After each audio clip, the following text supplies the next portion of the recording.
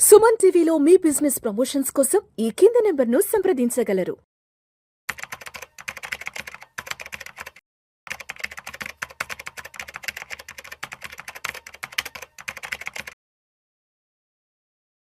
నమస్తే, welcome to Suman TV. నేను విష్ణు. ప్రస్తుతం నాతో పాటు ఇన్వెస్ట్మెంట్ బ్యాంకర్ గణేష్ అట్లూరి గారు ఉన్నారు. సార్తో మాట్లాడదాం. గణేష్ గారు నమస్తే సార్. నమస్తే అండి. Welcome to Suman TV and welcome to Vishnu talks. Thank you అండి. సో గణేష్ గారు, మొత్తానికి ఇండియన్ స్టాక్ మార్కెట్స్లో కొద్దిగా ఒక బుల్లిష్ ర్యాలీ అయితే స్టార్ట్ అయిందేమో అన్న సంకేతాలు కొంత స్పష్టంగా తెలుస్తోంది. ఎందుకంటే ఎఫ్ఐలు మన ఇండియన్ మార్కెట్స్కి మళ్ళా కంబ్యాక్ అవుతున్నారు. వై? బికాస్ సౌత్ కొరియన్ మార్కెట్స్లో క్రాష్ రావడం వల్ల మన ఇండియన్ మార్కెట్స్లోకి పెద్ద ఎత్తున ఇన్వెస్ట్మెంట్స్ ప్రవాహం నడుస్తోందంటూ కూడా మనకి వార్తలు వస్తున్నాయి. దానికి తగ్గట్టుగానే మన మార్కెట్లు కూడా ప్రతిరోజు ఒక 500 పాయింట్లు, ఒక 400 పాయింట్లు పాజిటివ్గానే క్లోజ్ అవుతున్నాయి. ఎస్, అంటే మొత్తానికి ఇండియన్ మార్కెట్స్కి మంచి రోజులు రాబోతున్నాయి అంటారా? గత 2 సంవత్సరాల నుంచి మార్కెట్లను పట్టి పీడిస్తున్న ఒక నెగటివ్ ఏదైతే ఉందో ఇదంతా వదిలిపోయి మార్కెట్లు మళ్ళీ అప్రతిహాతంగా ముందుకు వెళ్ళడానికి ఎఫ్ఐలు మన మార్కెట్లోకి రాబోతున్నారంటారా? ఇక్కడ ఒక 3-4 విషయాలు ఉన్నాయి విష్ణు గారు మనం మాట్లాడితే. ఒకటి, ఎఫ్ఐఎల్ వచ్చే ముందు అంటే ఒకప్పుడు వెళ్ళిపోయారనే కదా. ఎఫ్ఐఎల్ మనకి లాస్ట్ 1.5 year కంటిన్యూస్గా అమ్ముతూనే ఉన్నారు. ఎఫ్ఐఎస్ యొక్క అవుట్ఫ్లోని మన మార్కెట్లో అబ్జర్వ్ చేసుకున్నాయిగా, తట్టుకున్నాయిగా. ఇదే మీకు ఒక 5 ఏళ్ల క్రితం, ఒక 10 ఏళ్ల క్రితం ఎఫ్ఐఎల్ అమ్మితే మార్కెట్ లోయర్ సర్క్యూట్లు పడే అంత డీప్ కరెక్షన్ వచ్చేది. కానీ ఎఫ్ఐఎస్ కంటిన్యూస్గా ఎవ్రీ మంత్ మనకు అమ్ముతూనే వచ్చారు. ఎంత అమ్మినా కూడా మన మార్కెట్లో అబ్జర్వ్ చేసుకున్నాయి. బట్ ఇక్కడ డిఏఎల్ సపోర్ట్ చేస్తున్నారు. అదే మార్కెట్లో మనకి మ్యూచువల్ ఫండ్ రూపంలో కంటిన్యూస్గా మనం లాస్ట్ 6 years నుంచి చూసుకుంటే ఎవ్రీ ఇయర్ మనకి బుక్ పెరుగుతూనే వచ్చింది. రైట్. సో వాళ్ళు ఎంతైనా అమ్మనండి, మన వాళ్ళు అబ్జర్వ్ చేసుకుంటున్నారు. రైట్, ఇది ఒకటి. 2, ఎఫ్ఐఎల్ అమ్ముతున్న కారణం ఏంటి? రూపీ స్టేబుల్గా లేదు ఆ టైంలో. కంటిన్యూస్గా రూపీ పెరుగుతుంది. అవుట్ఫ్లో వెళ్ళినప్పుడు వాళ్ళకి తక్కువ వస్తుంది కదండి మనీ. వాళ్ళు కన్వర్ట్ చేసుకుని డాలర్స్లోకి తక్కువ వస్తుంది కాబట్టి కొంత వాళ్ళు అమ్మారు. ఇప్పుడు రూపీ కొంత స్టేబుల్ అయింది. ఎక్కడో చోట రూపీ స్టేబుల్ అవుద్ది కదండి. రూపీ కరెక్షన్ కూడా వాళ్ళు కొత్త కాదు మనకి. ఎస్టీలో చూసుకుంటే రూపీ కరెక్షన్స్ కూడా వస్తూనే ఉంటాయి. గవర్నమెంట్ ఇన్వాల్వ్ అవుతుంది, ఆర్బీఐ ఏదో స్టెప్ తీసుకుంటుంది, మళ్ళీ రూపీ స్టేబుల్ అవుద్ది. రూపీ ఎప్పుడైతే స్టేబుల్ అయిందో అక్కడ నుండి మార్కెట్లు ర్యాలీ వస్తాయండి. మీరు గమనించండి, హిస్టారికల్ డేటా తీయండి. ఎప్పుడైతే రూపీ మీకు ఫాలో అవుతుంటుందో మార్కెట్ కరెక్షన్ వస్తుంది. రూపీ స్టేబుల్ అయినప్పుడు మళ్ళీ మీకు మీరు అన్నట్టు ఇందాడన్నట్టు ఎఫ్ఐఎస్ ఇన్ఫ్లో మళ్ళీ స్టార్ట్ అయిపోద్ది. అయితే ఇక్కడ మనకి మన మార్కెట్లు సినారియో చూసుకుంటే లాస్ట్ 1.5 year నుండి ఒకటి వార్లను తట్టుకున్నాయి, అతిపెద్ద ట్రంప్ని తట్టుకున్నాయి, టారిఫ్లను తట్టుకున్నాయి. ఓకే, తర్వాత మన రూపీ డిప్రిషియేషన్ తట్టుకున్నాయి, ఎఫ్ఐఎస్ అవుట్ఫ్లోని తట్టుకున్నాయి మార్కెట్లు. ఇవన్నీ తట్టుకుని మార్కెట్లు ఈ స్టేజ్లో ఉన్నాయి. ఓకే, వీటికి అన్నిటికన్నా ముందు ఓవర్ వాల్యుయేషన్ అనేది కూడా కొంత మన మార్కెట్లో నడిచింది. ఇప్పుడు లార్జ్ క్యాప్స్ ఏవైతే లార్జ్ క్యాప్స్ ఉన్నాయో అవి రీజనబుల్ వాల్యుయేషన్కి వచ్చినాయి అనేది ఇప్పుడు ఇండస్ట్రీలో ఉన్నటువంటి ఒక గుడ్ పాయింట్. ఎందుకు? ఎఫ్ఐఎస్ ఎక్కువ హోల్డింగ్ అంతా కూడా లార్జ్ క్యాప్స్లోనే ఉంటుంది. సో లార్జ్ క్యాప్స్ అమ్ముతున్న కొద్దీ మన వాళ్ళు దాన్ని పట్టుకున్నారు. లార్జ్ క్యాప్స్లో కొంత కరెక్షన్ కూడా వచ్చింది. సో అలా చూసుకుంటే స్టాక్ పరంగా వాల్యుయేషన్ బాగుంది. ఇన్ని జర్కులన్నింటినీ తట్టుకుని మార్కెట్లు ఈ స్టేజ్లో నిలబడ్డాయి. ఓకే, ఇప్పుడు ఎఫ్ఐఎస్ ఇన్ఫ్లో కనుక మొదలైంది అనుకోండి, మార్కెట్స్లో డెఫినెట్గా ర్యాలీ అనేది మనం చూస్తాం. అది అంటే ఆల్మోస్ట్ ఒక జూలై నెలలోనే 20,200 కోట్ల క్యాష్ ఇన్ఫ్లో ఇండియన్ స్టాక్ మార్కెట్స్కి ఇచ్చారు కదా. అంటే ఇక్కడ ఇంకొక పెద్ద డిస్కషన్ కూడా ఏమి నడుస్తుందంటే, ఎఫ్ఐలు మళ్ళీ మార్కెట్స్లో కంబ్యాక్ ఇచ్చారు కాబట్టి అటు ఎఫ్ఐలు డిఐలు పెద్ద ఎత్తున పలానా సెక్టార్స్లో లేదా పలానా స్టాక్స్లో పలానా కంపెనీస్లో పెద్ద ఎత్తున ఇన్వెస్ట్ చేస్తున్నారంటూ కూడా కొన్ని కథనాలు వస్తున్నాయి, వార్తా కథనాలు. మనకి పబ్లిక్ డొమైన్లో ఉంది. ఇంకోటి, మనం కూడా ఇప్పుడు ఇది వ్యూవర్స్ ఎవరైతే ఉన్నారో ఇది ఎడ్యుకేషన్ పర్పస్ అండి. దీన్ని బట్టి మనం డెసిషన్ తీసుకోవద్దు. ఎందుకంటే this is the information we are giving and we are analysing the information. So అది మీరు గుర్తుపెట్టుకోండి. ప్రేక్షకులు కూడా మా నుంచి విజ్ఞప్తి అండి, ఇప్పుడు మాట్లాడుతున్న డిస్కషన్ ఇది ఎటువంటి రికమెండేషన్స్కి సంబంధించింది కాదు. This is only for the education and knowledge sharing పర్పస్గా మాత్రమే దీని గురించి మాట్లాడుతాం. దయచేసి ప్రేక్షకులు గమనించుకోరు. ఇక్కడ ఎటువంటి కంపెనీస్ని కానీ స్టాక్స్ని కానీ రికమెండ్ చేసే ఉద్దేశం అయితే లేదు. పెట్టుబడులు పెట్టే ముందు మీ అడ్వైజర్ని సంప్రదించి వారి తుది సలహా మేరకు మాత్రమే మీరు పెట్టుబడులు పెట్టుకోండి దయచేసి. ఎస్ గణేష్ గారు. ఇప్పుడు ఏంటంటేనండి ఎఫ్ఐఎస్ వచ్చినప్పుడు అంటే ఇక్కడ మనం ఒకటి గమనించాలి, ఎఫ్ఐఎస్ వెళ్ళేటప్పుడు ఏ కంపెనీలో ఉండి వెళ్ళారో వచ్చేటప్పుడు అదే కంపెనీలో పెట్టరు కదండి.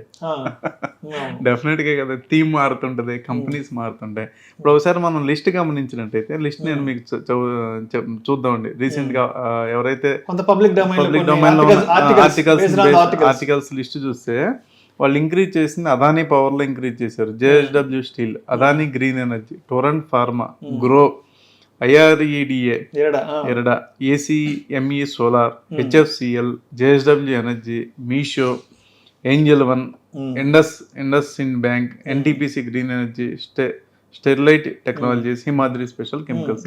అంటే ఓవరాల్ గా మీకు ఏంటంటే ఒక థీమ్ బేస్ వాళ్ళు వెళ్ళారు అనేది మనకు అర్థమవుతుంది. అంటే ఎనర్జీ ఆర్ గ్రీన్ ఎనర్జీ. ఇప్పుడు మీరు చెప్పిన దాంట్లో ఆల్మోస్ట్ కొంత గ్రీన్ ఎనర్జీ మీద కొంత మేజర్ ఫోకస్ పెట్టారేమో అనిపిస్తుంది కదా, ఈ సోలార్ అండ్ గ్రీన్ ఎనర్జీ మీద. Consumption and energy, consumption energy, ఈ రెండు ఇప్పుడు మనకి మెయిన్ థీమ్.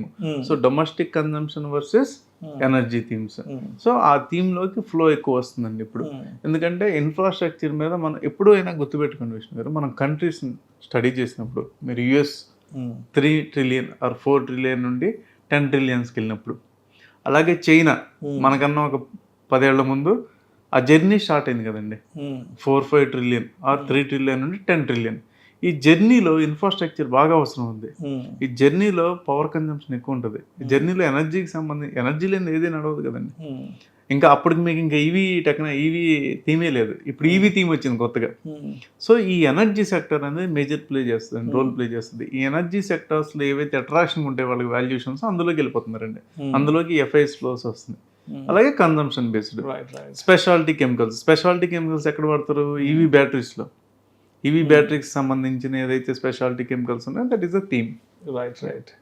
సో గణేష్ గారు, ఇప్పుడు నిన్న మొన్నటి వరకు గ్లోబల్గా మార్కెట్స్ని, మన ఇండియన్ స్టాక్ మార్కెట్స్ని బాగా ఇబ్బంది పెట్టిన అంశాలంటే మేజర్గా వార్కి సంబంధించిన ఇష్యూస్. ఆల్మోస్ట్ లాస్ట్ 4-5 నెలలు పెద్ద ఎత్తున అదే నడిచింది. మనకి ఫిబ్రవరి 28వ తారీఖు నుంచి వారు నడవడం, తర్వాత హార్మోస్ అక్కడ మూసివేయడం, తర్వాత పశ్చిమాసియాలో పెద్ద ఎత్తున అక్కడ ఇబ్బందులు అన్నీ చూసాము. తర్వాత దానికంటే ముందు ట్రంప్కి సంబంధించిన టారిఫ్లు, ఇవన్నీ కూడా మార్కెట్స్ని పెద్ద ఎత్తున ఇబ్బందులకు గురి చేశాయి.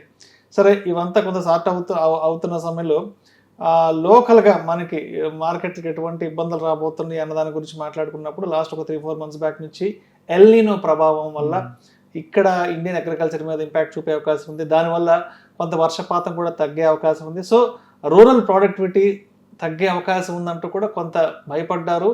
అదేవిధంగా కూడా అంటే కొంత మార్కెట్లో ఒక స్పెక్యులేషన్ నడిచింది.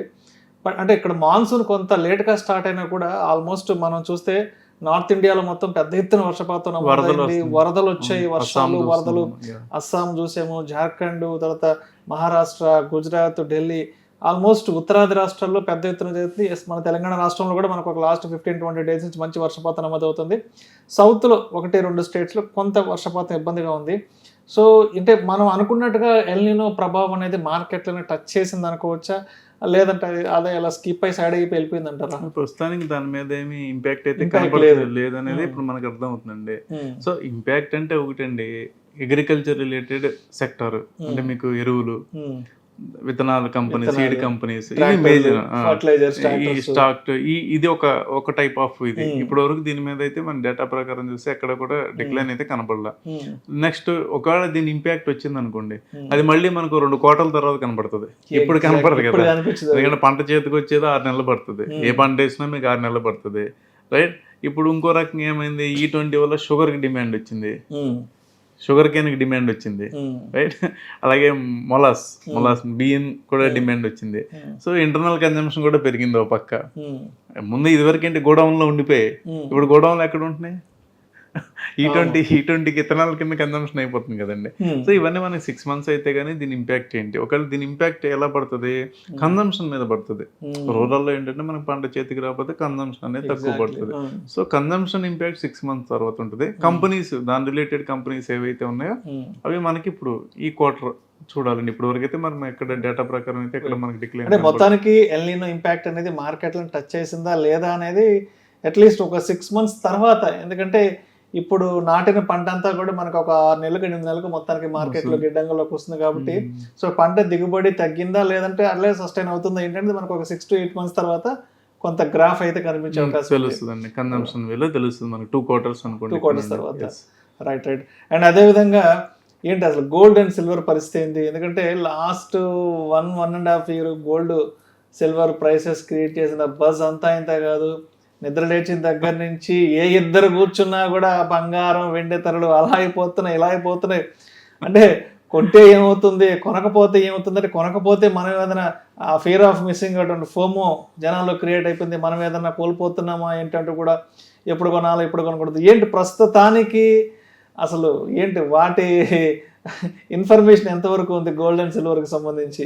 అంటే కొంత మనకి కన్సాలిడేటెడ్ ఫేజ్ అయితే నడుస్తుందండి గోల్డ్. అయితే మనం దీన్ని 2 విధాలుగా చూడాలండి. ఒకటి, గోల్డ్ ఇన్వెస్ట్మెంట్ మోడ్ నుండి స్పెక్యులేటివ్ మోడ్కి వచ్చేసారు పబ్లిక్. 22% పీపుల్ స్పెక్యులేటివ్ మోడ్లోకి వచ్చారంట డేటా ప్రకారం. అంటే ఎంటీఎఫ్లు ఈటీఎఫ్లు ఈటీఎఫ్ రూపంలో కొనడం అమ్మటం. గోల్డ్ ఈటీఎఫ్లోకి విపరీతమైన రష్ ఫ్లో అయింది మనీ. మనం కొరియన్ మార్కెట్లు మాట్లాడుకున్నట్టు ఇందులో కూడా ఫ్లో అయింది. సో అది పక్కన పెడితే యుఎస్లో still China is buying gold, physical gold. చైనాలో వాళ్ళు డిజిటల్గా గోల్డ్ బై చేయడం బ్యాన్ చేశారండి. స్టిల్ ఇంకా వాళ్ళు బై చేస్తున్నారు. ఓకే, గోల్డ్ టెక్నికల్గా చూసుకుంటే అంటే ఇప్పుడు మరీ మనం ప్రెసైజ్గా చెప్పలేం కానీ టెక్నికల్గా చూసుకుంటే ఒక లెవెల్ ఉందండి. ఆ లెవెల్ దిగితే ఒక $500 ఫ్రీ ఫాల్ అయ్యేటువంటి ఛాన్స్ ఉంది. అంటే దిగుతుందా లేదా మనకు తెలియదు, కానీ దిగితే మాత్రం ఫ్రీ ఫాల్ ఒక 400 to 500 points ఫ్రీ ఫాల్ ఉంది. ఎందుకంటే ర్యాలీ మనం చూస్తే అక్కడ నుండే ర్యాలీ వచ్చిందండి. సపోర్ట్ లెవెల్ చూసుకుంటే అక్కడ నుండే మీకు $600 కంటిన్యూస్గా పెరిగింది ర్యాలీ యుఎస్ మార్కెట్లో చెప్తున్నాను. సో ఒకవేళ పడితే ఫ్రీ ఫాల్ అంటూ జరిగితే ఒక $500 పడే ఛాన్స్ ఉంది. అలా కాకుండా చూసుకుంటే గోల్డ్కి అప్పటికి ఇప్పటికి పెద్ద చేంజ్ అయితే ఏం రాలా. ఇప్పటికీ కూడా యుఎస్ కరెన్సీ యుఎస్ డాలర్స్ని వద్దనుకునే కంట్రీస్ యుఎస్ డాలర్స్ని అమ్ముతున్నాయి, దాన్ని గోల్డ్ కింద రిజర్వ్స్ కింద మార్చుకుంటున్నాయి. Gold is a common currency for all of the countries. So అది ఆ థీమ్ అయితే ఇప్పటికీ మారలా. టెక్నికల్గా మేబీ కొంత కరెక్షన్ అయితే రావచ్చు. ఆ వస్తే మాత్రం ఒక 400-500 points డాలర్స్ డిఫరెన్స్ రావచ్చు. అండ్ కన్క్లూషన్ ఇంకొక విషయం కూడా చెప్పండి. సో ఎఫ్ఐఎల్ కూడా ఇండియన్ మార్కెట్స్కి కంబ్యాక్ అవుతున్నారు. చాలా మంది ఫైనాన్షియల్ ఎక్స్పర్ట్స్ ఏం చెప్తున్నారంటే ఈ ఆగస్ట్ నుంచి మార్కెట్లకు మంచి రోజులు రాబోతున్నాయి అంటారు. బికాస్ కారణం ఏంటంటే ఆగస్ట్ నుంచి మనకి కన్సంప్షన్ ఎక్కువ ఉంటుంది. ఆగస్ట్ నుంచి మనకి నవంబర్ డిసెంబర్ వరకు ఫెస్టివల్స్ ఎక్కువ ఉంటాయి. ఫెస్టివల్ సీజన్ కారణంగా మార్కెట్లోకి కొంత మనీ రొటేషన్, మనీ ఫ్లో అనేది మార్కెట్లోకి స్టార్ట్ అవుతుంది. కాబట్టి ఈ ఆగస్ట్ నుంచి మార్కెట్స్లో మంచి ఒక బుల్ ర్యాలీ వచ్చే అవకాశం ఉందని చాలామంది ఫైనాన్షియల్ ఎక్స్పర్ట్స్ కూడా చెప్తున్నారు. అంటే మీ వ్యూ ప్రకారం అటు ఎఫ్ఐఎల్ కూడా చిన్నగా బయట దేశాలు సర్దుకొని ఇండియన్ మార్కెట్స్లో అడుగుపెట్టేస్తున్నారు. అండ్ తర్వాత మన ఇండియన్ ఎకానమీలో కూడా ఆగస్ట్ నుంచి చాలా కీలకమైన సీజన్ కాబట్టి ఓవరాల్గా ఎలా అనుకోవచ్చు ఇన్వెస్ట్మెంట్? అంటే ఇక్కడి నుంచి ఆగస్టు సెప్టెంబర్ నుంచి స్టార్ట్ కాబోతున్న ర్యాలీలో మేము కూడా పార్టిసిపేట్ చేయాలి అనుకున్న వాళ్ళకి మీరేం చెప్తారు? ఇక్కడ ఒకటండి, అదే మనం ఇందాక అనుకున్నట్టు అన్ని టర్బులెన్స్ మనం చూసాము. ఒక ఇన్వెస్ట్మెంట్ బ్యాంకర్గా నేను చూసేదంటే ఎర్నింగ్స్ మనం చూసుకుంటే రీసెంట్గా వచ్చిన రిజల్ట్స్ చూసుకుంటే ఎర్నింగ్స్ బాగానే ఉన్నాయి. ఒక 300 పాయింట్స్ కూడా ఎర్నింగ్స్లో గ్రోత్ కనపడిందండి. కంపెనీస్ ఎర్నింగ్స్ గురించి మాట్లాడుతున్నా. సో కంపెనీస్ ఎర్నింగ్స్ స్టేబుల్గా ఉన్నాయి అండ్ గ్రోత్ కనపడుతుంది. ఎఫ్ఐఎస్ కూడా ఇది అట్రాక్షన్గా ఉంది. వాళ్ళ పోర్ట్ఫోలియోలో దీన్ని యాడ్ చేద్దాం అనుకుంటున్నారు. కాబట్టి సెలెక్టివ్ సెక్టార్స్ అనేది అవుట్ పెర్ఫార్మ్ చేసేటువంటి ఛాన్స్ అయితే ఉందండి. ఆ సెలెక్టివ్ సెక్టర్స్ ఏంటనేది కొంత రీసెర్చ్ చేసుకుని ఎవరికి వాళ్ళు లేదా వాళ్ళ అడ్వైజర్లను అడిగి తెలుసుకోవటం మంచిది. ఆ సెలెక్టివ్ సెక్టర్స్లో బాగుంటుంది అనేది నా ఒపీనియన్ అండి. Right sir. Thank you sir. Thank you so much Ganesh Atluri garu. Present Indian market scenario ఎలా ఉండబోతుంది, అదేవిధంగా ఎఫ్ఐఎస్ కంబ్యాక్తో రానున్న రోజుల్లో ఇండియన్ మార్కెట్స్ ఎటువంటి పెర్ఫార్మెన్స్ ఇచ్చే అవకాశం ఉంది, అండ్ పెట్టుబడులు పెట్టడానికి మార్కెట్లోకి ఎంట్రీ తీసుకోవడానికి ఇది సరైన సమయమా కాదా అన్న దాని గురించి చాలా చక్కగా మన ఆడియన్స్తో షేర్ చేసుకున్నాం. Thank you so much sir. Thank you అండి.